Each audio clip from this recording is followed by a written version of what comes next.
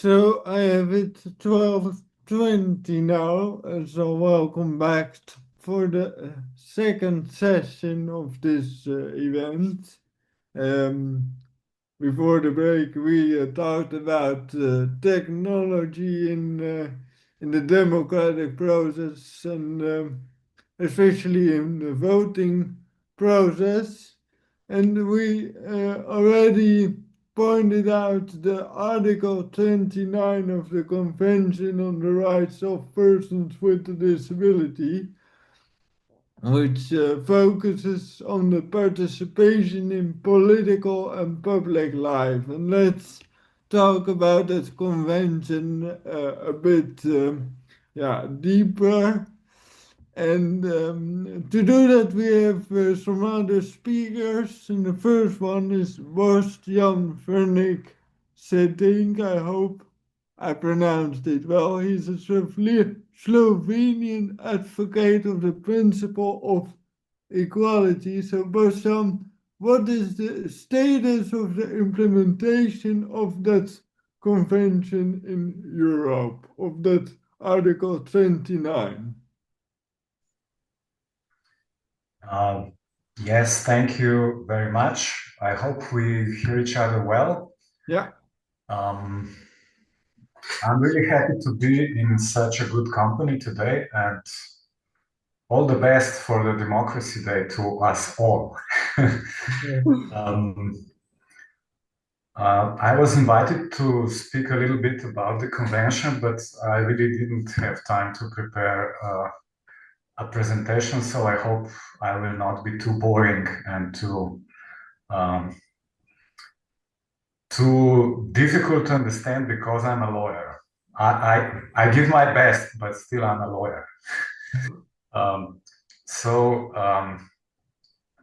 yes, the convention is extremely important because it's really the state-of-the-art legal basis for the advocacy of the rights of persons with disabilities for all those countries that have acceded to the convention. And this is basically most of the world.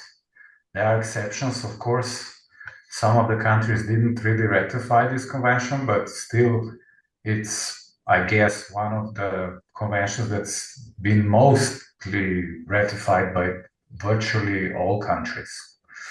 So the basic uh, uh, the baseline for the convention is that people with disabilities have equal rights like everybody else, and there should be no discrimination based on any grounds in enjoying those rights, and should not be limited or uh, made difficult to enjoy them, for example, because of the disability. And it just takes on what comes along with this basic understanding, and we need to take rights of persons with disabilities seriously. Article 29 is about the political rights and the opportunity to enjoy them on equal basis with others. So it focuses on the right to vote and be elected. Then it goes on to make this notice on how important it is to have accessible voting proceedings, facilities and materials such as ballots. Then it's explicitly recognizing that some people would need assistance in casting their vote, and this assistance can be made by a person of their choice. A lot of emphasis is also on the secrecy of the ballot, and in elections and public referendums. Then the second very important piece of the convention is centered on the right to hold an office and to perform all the public functions at all levels of the government. So you can become, and you should have equal opportunities to become a public servant like me, for example, working in the equality body or anywhere else at any level of the government, including, of course, on the local level, where you know best your the ways how to improve public policy. Then another emphasis on the convention is also on the need to have effective and full participation in practice. So people should be encouraged, people should be empowered to really exercise their political rights. So there is a need also to build capacities and to take seriously this inclusive equality. The convention also mentions participation in NGOs and other associations, political parties also, of course.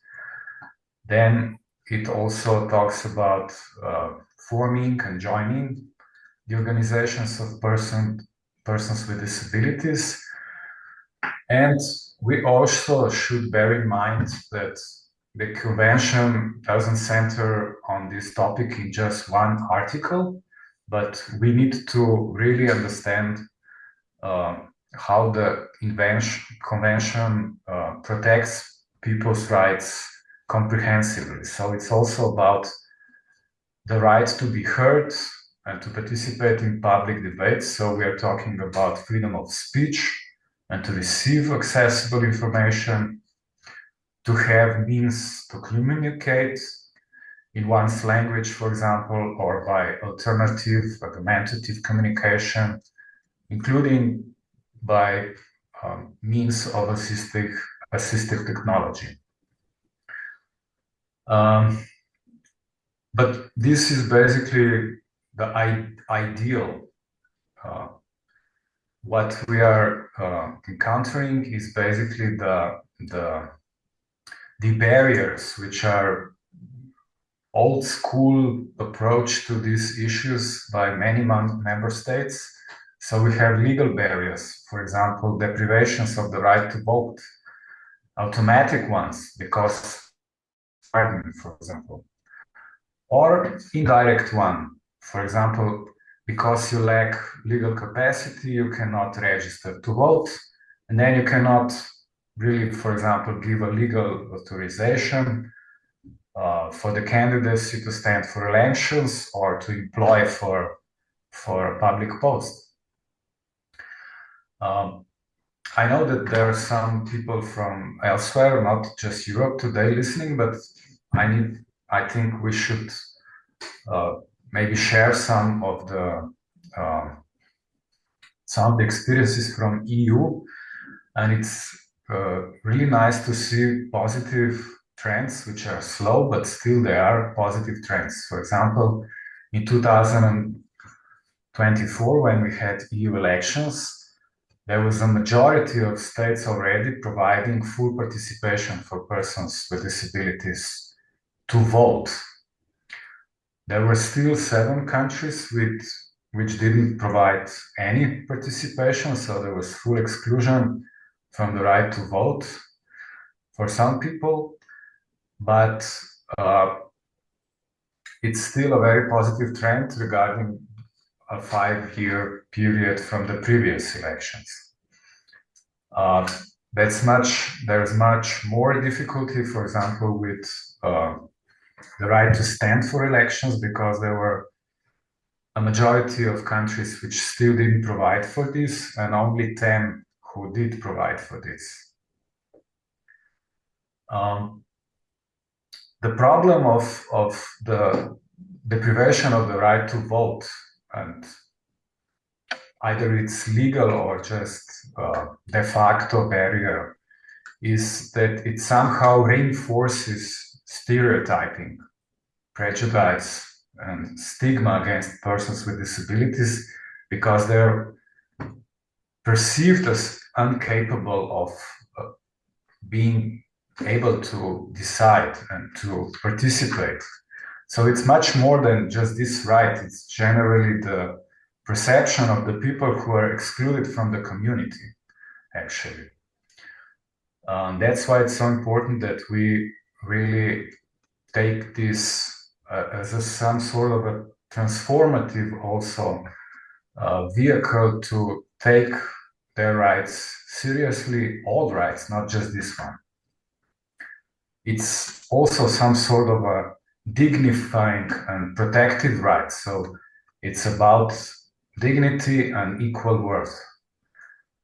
I may speak later on a little about using the EU law to enforce these rights from the convention, because it's very important that European Union has also acceded to this convention. So this was the first convention where the EU as an international subject also submitted itself to this convention. And we should ask ourselves also what the EU should do to restore the rights of persons who are deprived of this right, or to do whatever it's possible to have these rights secured and in place, and elections accessible. For example, for the EU elections, as I said, elections to the EU Parliament, but it's also extremely important that EU law can protect you in the right to vote and to stand for local elections. So in each of European countries, people also have the right to participate in the local elections, and this is the right under the EU law. I think that it's really critical also to speak about these attitudinal barriers. And sometimes when you start to advocate for equal rights of everybody, including persons with psychosocial and cognitive disabilities, you are just ignored.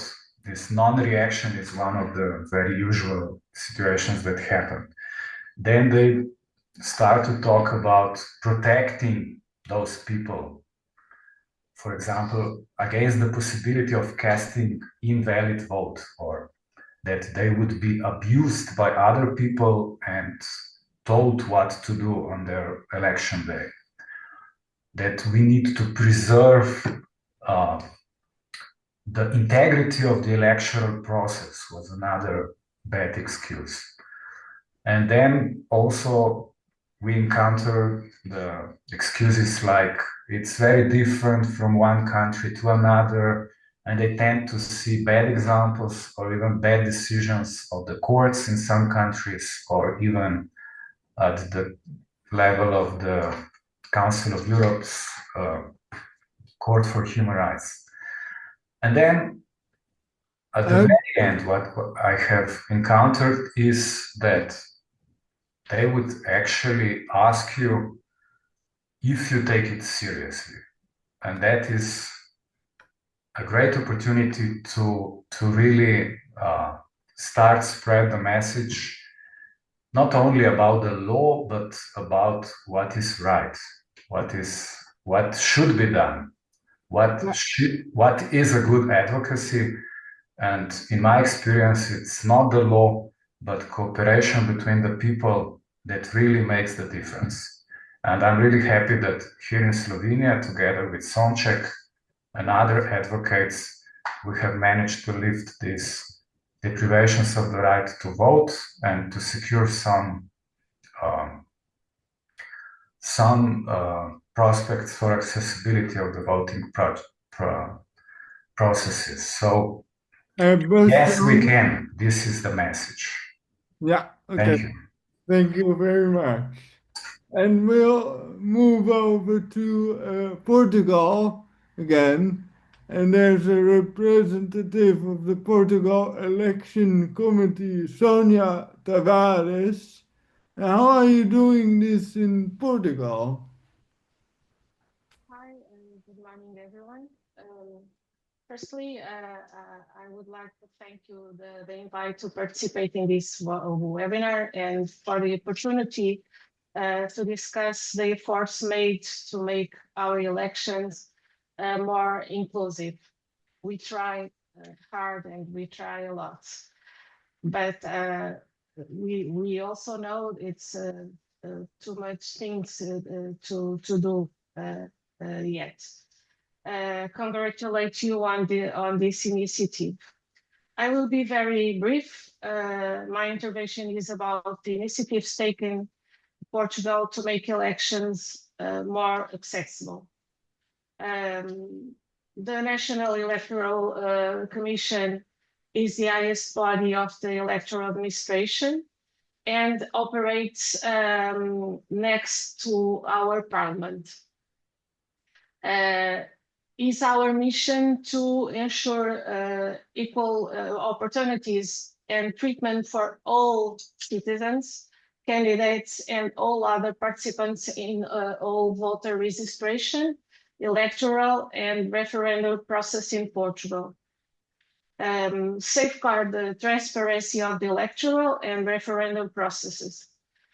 The Commission, the National Electoral Commission, promotes objective information for all citizens. And that's why in 2014, not only the Commission, but it was create a working group for accessible elections. And since that year, we try to do a lot of initiatives to turn our electoral process more inclusive. From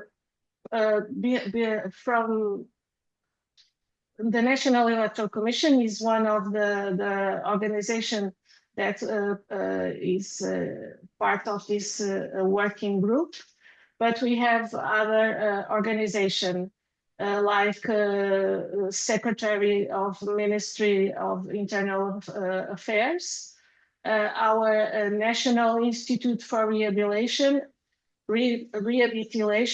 Association of the Blind and Visually Impaired of Portugal, the National Federation of Social Solidarity Cooperatives, the Portuguese Federation of Association for the Deaf People, Portuguese Federation for Mental Disability, and Portuguese Association for Disability, and Federation of Portuguese Associations for Cerebral Palsy.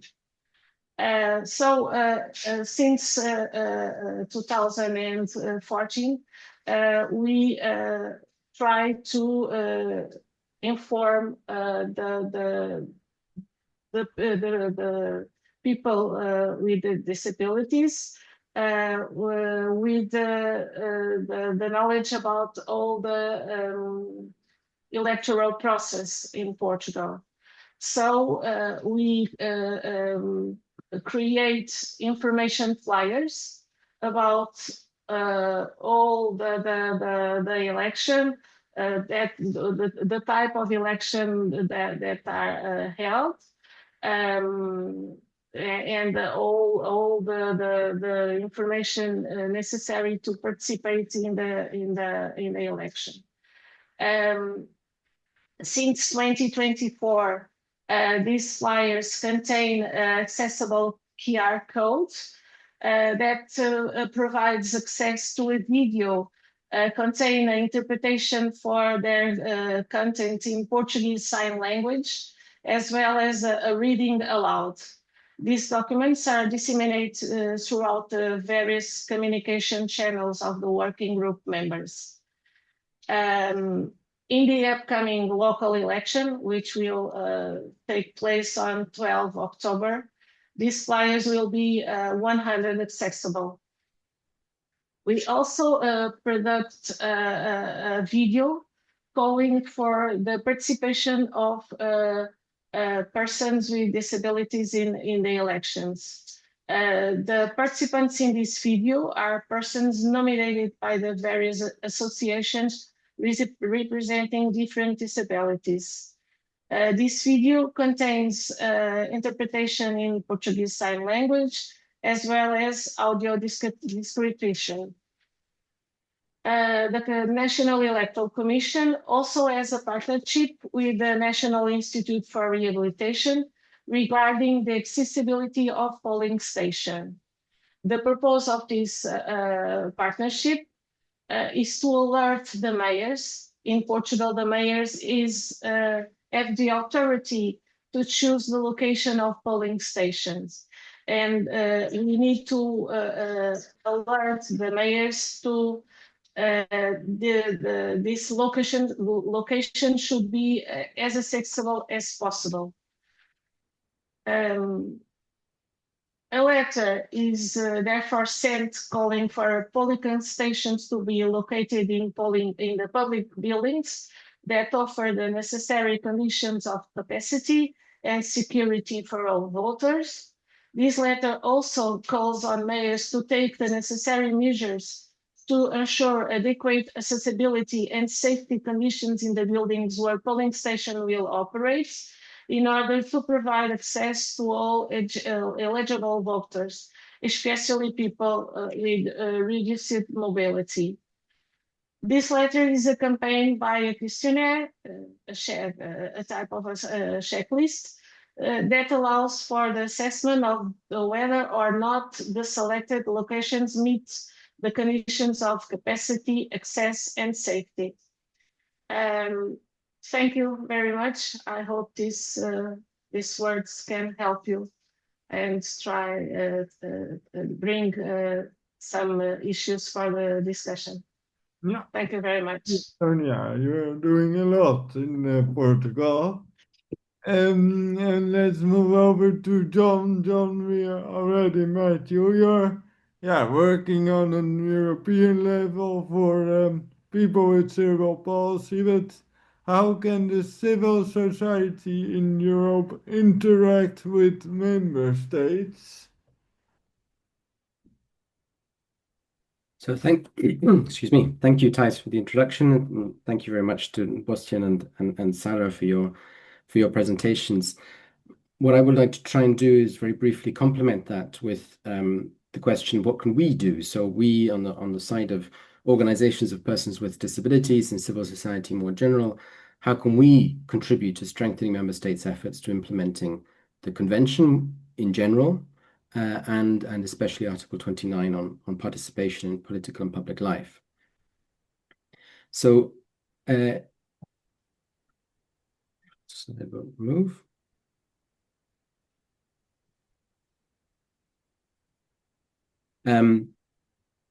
When we started this project at the beginning of this year, we had a seminar, and I looked at how we can engage with the European Union at European level. And in fact, what I want to do here is now focus more on the member states. But first, just a quick recap of the ways in which we can engage with the European Union. The first is that there are very frequent public consultations on all sorts of different issues. And really, it's up to us to contribute to those, to get our voice in and make sure that our issues are being heard when the European Commission and the other institutions are conducting these consultations. There are also visits to the European institutions, as we did ourselves in July. And I think I can really, we went to learn, but at the same time, we made an impact on the institutions themselves, gave visibility to the kind of challenges that we face. Those who participated will know that the Council of Ministers in particular made a huge effort because of the construction work that was happening around the building to actually build a ramp, especially for our wheelchair users to be able to access the buildings. So we were challenging them to adapt to the needs of persons with disabilities. There is old-fashioned lobbying. We can simply go and make our case, but for that we need to be careful that we respect all the rules in terms of transparency and that we ourselves maintain ethical standards, and we have to be registered on what's called the Transparency Register. there are also ways in which we can introduce ideas. We can make a petition to the European Parliament Petitions Committee asking for change to happen. This has to be on an issue where the European Union has competence, and we have to be directly affected by the issue. And then finally, a new initiative that was included in the last reform of the European treaties is called the European Citizens Initiative. That requires us to gather 1 million signatures from across the European Union. And then the European Commission is obliged to consider the proposal and to respond to it. So that's at the EU level. You can see that we're already doing some of these things, but there's more that we can certainly do. And what's important to understand is that there are channels for us to influence. But what can we do together at European level to strengthen member states' engagement? Because one of the things is that we know that in terms of the right to participate in political and public life, the competence is primarily with the member states and not with the European Union. So I've got 4 examples of things that we can be doing. The first one is simply comparing and contrasting, like we've been doing with this project, going and visiting different countries, seeing where things have worked and showing that in other countries that it's possible to make things work. Why does this make a difference? Because everyone has limited capacity, essentially. We've talked about the fact that authorities have so much to do, that there are technical barriers, that there are challenges in terms of financing and so forth. There are so many different reasons that make it difficult for any single body in one member state to take the action that's required. But if we can show how these solutions have been found in other countries and help them to learn from those examples of best practice, then it actually makes their life a lot easier. We don't need to reinvent the wheel every time. We can actually learn from others. So if we want to change things, one helpful way that we can do it is by studying it ourselves and by producing these sorts of recommendations that will help the authorities to as it were, benefit from quick fixes. So not restarting the learning process from the beginning, but taking on what's already been demonstrated as best practice. And we really have a role in spreading the word about those. Now, as I was saying before, the European Union does not actually have much competence in terms of the electoral process. It has what's called supporting competence. So there's no point in us asking for the European Union to make a law that makes all elections accessible, because it doesn't have the competence to do it. So it requires the member states to take action.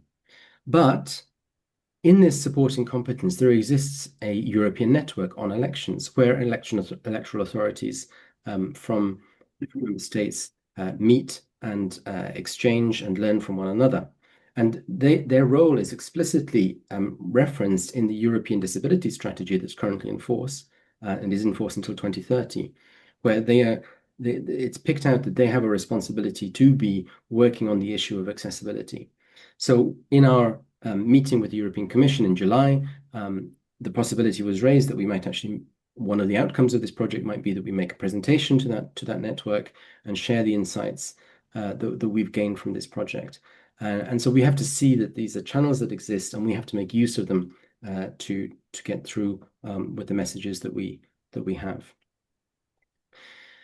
Then Bastian has spoken in detail about the United Nations Convention on the Rights of Persons with Disabilities and its importance. What's also important is that the implementation of the convention is monitored.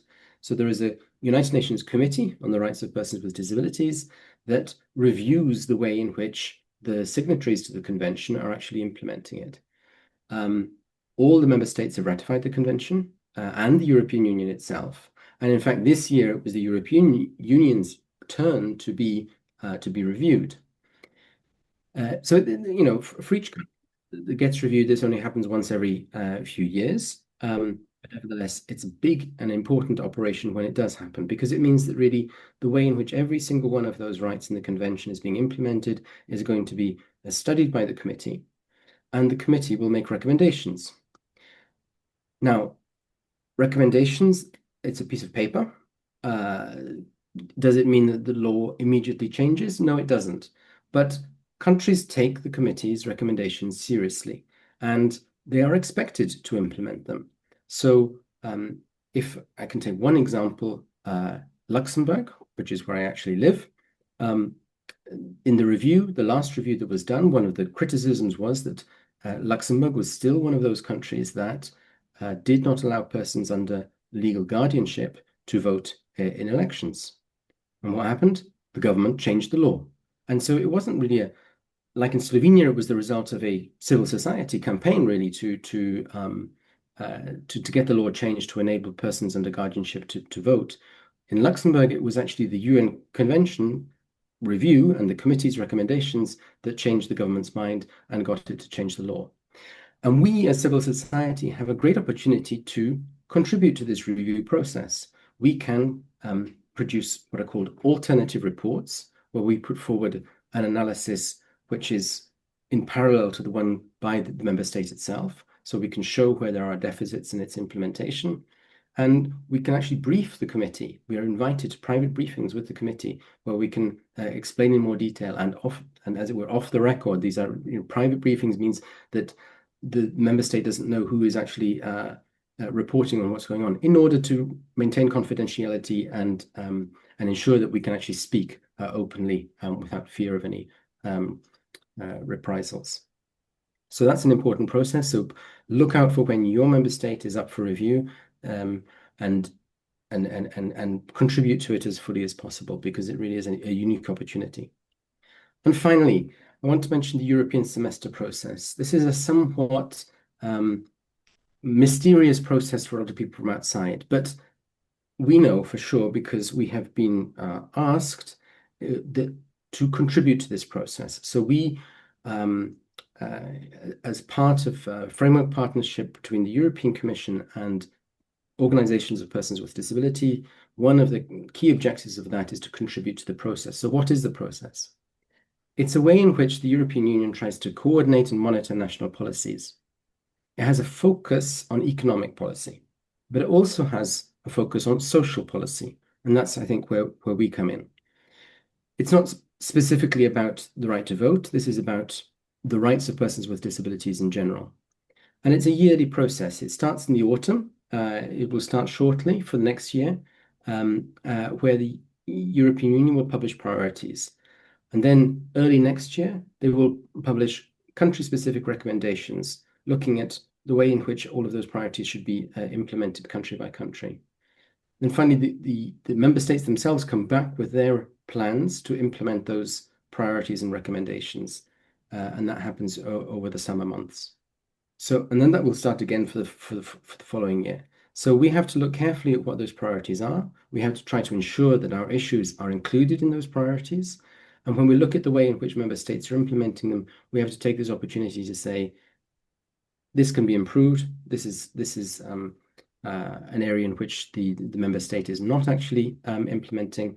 And actually we do that not through simply, as it were, protesting and complaining. We do it actually feeding into a policy development process at European level, and we're actually being invited to contribute to that. Mm-hmm. Thank you. Thank you, John. Now there's room for some questions, remarks from the audience. So if you have a question or remark, please raise your digital hand. And there's a lot of applause. So, Bosjan, you were talking about ways in which member states don't really like to implement the law. But you were mostly talking about that people have certain ideas about people with a disability, but are there other obstructions? I don't know if yeah, thank you for this question. It's also an issue of what actually is the law. This is, it's not equally accepted by all the lawyers that the law actually requires that everybody should have the right to vote. Why is it that way? Yeah, at the end, it's the prejudice in their head, I think. But seriously, people really invest in how to make an excuse on the situation what it is. So we don't need to change anything. Yeah. And there is an issue. I think it's not. It's crucial that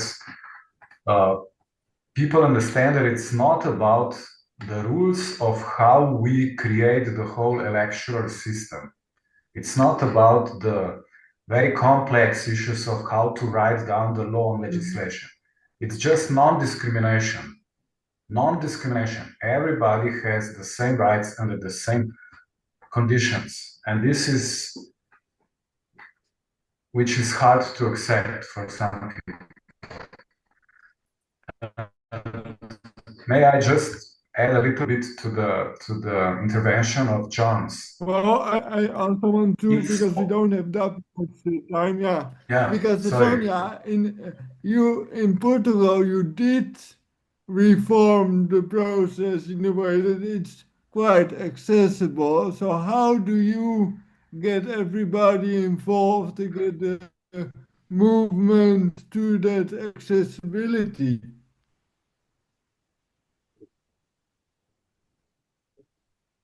As I said, we try to involve all the associations we have here in Portugal.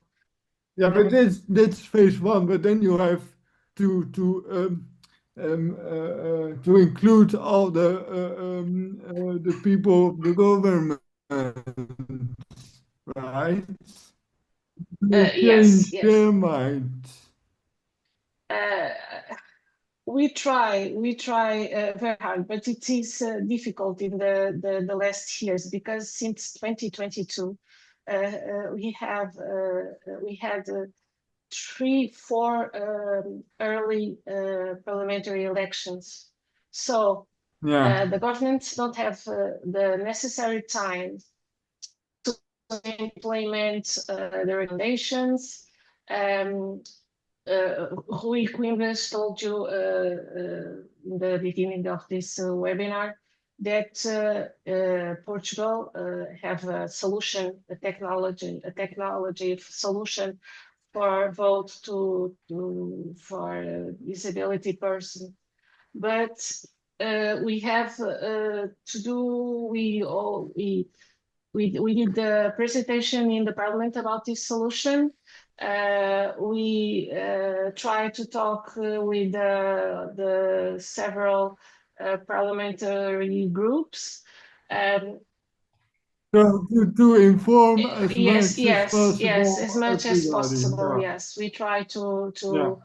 involve on not only the parliament but the local authorities, because they have such I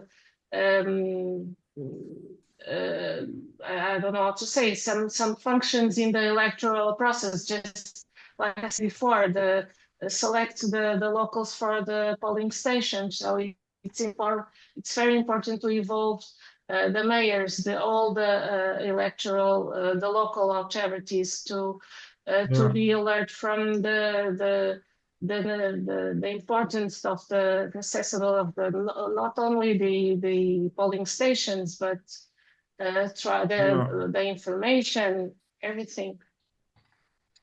Yeah. Hey, John, we do have that CRPD. We do have those reviews, and still I can say that not all member states really want to implement the CRPD. What can we do? You already said some things, but we the yeah the legal process we have doesn't really work. in fact.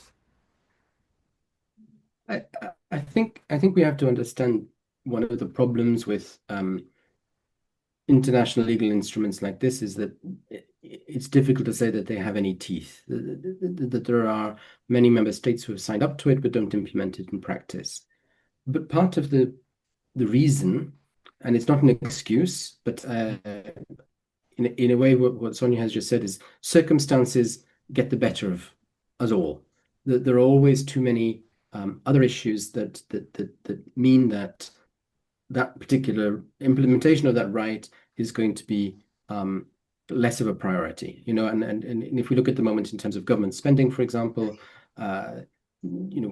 security and defense has suddenly become more important, and so they're cutting budgets everywhere else. So other things get lower down the priority list, and we have to keep fighting back. We have to keep making the case that this needs to be done, and we often just don't do that. We're very good maybe complaining about the fact that changes don't happen, but we need to understand that the only way that maybe they are going to happen is if we create enough pressure for them to happen. And if we keep coming back and keep reminding governments that they have these obligations, that's part of simply getting issues to the top of the agenda.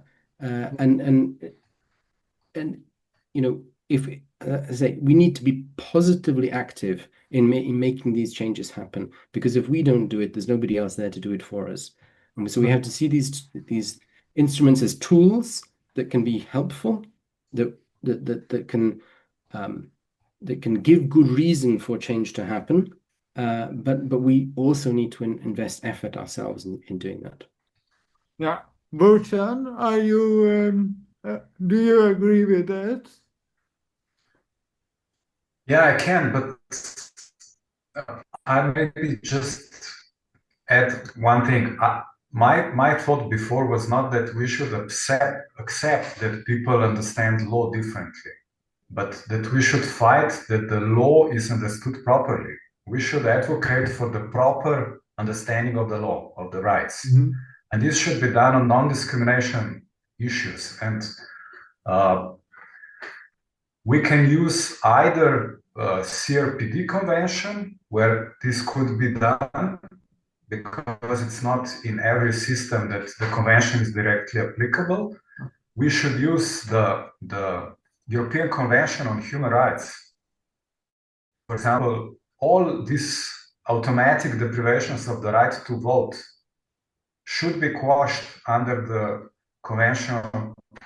European Convention on Human Rights. There are judgments about this. Yeah, very old judgments, actually. As Sonia said, we should inform, we should